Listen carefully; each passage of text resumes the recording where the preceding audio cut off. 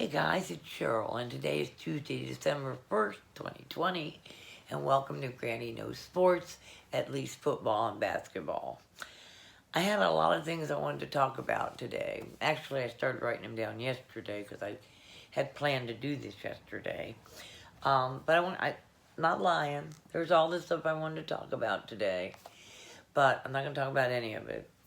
Well, some of it. Some of it is impacted by what I do want to talk about. I touched on this Saturday. We're going to talk about it at length today, and that is the COVID situation. It's a mess in sports. It is a mess. Will Baltimore and Pittsburgh play Wednesday at 3:40? Who knows? All the other games they moved around are those that are going to get played? Who knows? Is Ohio State going to play on Saturday? Who knows? We don't know anything. You can't plan for playoffs. You can't plan for bowl games. You don't know what's going to happen. How many teams that would have qualified for playoffs are not going to qualify because they missed games? And will the NFL make a Week 18? I mean, there are a million questions and no answers. The worst thing that I ever saw, it applies to this COVID, all those other frustrations, is what the NFL did to Denver on Sunday. That was ridiculous. You forced them to bring a kid up from the practice squad who wasn't even a quarterback. He was a wide receiver. Although he had been a quarterback in the past, not in the pros. He had never taken an NFL snap. He had never done anything. And you forced them to have to play him. Now, why didn't you postpone that game? Why didn't you move that game? It's because it's Denver? And they're bad anyway? So you put this kid on the field that was going to get destroyed? If he had any confidence up to that point, he wasn't going to have any anymore? You thought that was the right way to handle it? I don't know what your contract said at the beginning of the year, how you were going to handle this COVID, but if this is what it said, then y'all are doing a piss poor job. These players are being exposed. Some of them, their own fault. Some of them aren't following protocols. I gotcha. And I understand, because it has been months. It's pushing up to a year that we have dealt with this, and we're all tired. I get it. We're tired of talking about it. We're tired of following protocols. We're tired of grieving for people that we've lost. We're overly COVIDed. We're tired of it. And so we don't want to do that stuff anymore. It's not affecting us. We haven't had anybody in our family that has it. We're just going to go out and do whatever we do. But it's going to get you eventually.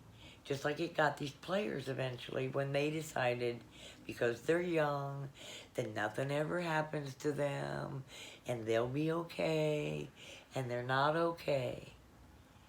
And how many more of these kids are going to get this myocardial crap that's going to take them out of sports forever? And now basketball's back. How's that going to work? NBA's not going to be in a bubble in this time. So how's that going to work? How's it going to work with the NCAA? Even younger people, the NCAA kids, being exposed to this. So I'm frustrated. I am. And I think we've hit bottom to rock bottom. We're almost to rock bottom. And I don't know what we're going to do when we hit rock bottom. I have no idea, because we should be doing it now. But we're going to hit it. And the last thing I wrote down about this issue is, we're Americans, right? We're Americans. We are gung-ho. We love America, blah, blah, blah. We've forgotten how to sacrifice in this country. You know, we used to sacrifice so other people could eat. You know, we used to sacrifice for our children. We don't sacrifice for nothing. We will not even sacrifice to save the lives of other people not ourselves, not nobody, because it inconveniences us, and we're not willing to go that far by making ourselves miserable just so other people won't be.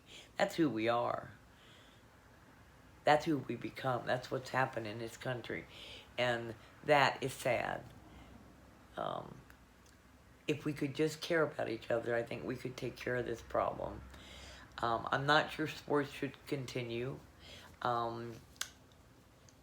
like them. I like being able to watch them. I'll miss them as much as anybody else, but I'm just not sure it's a good idea. What do you have to say?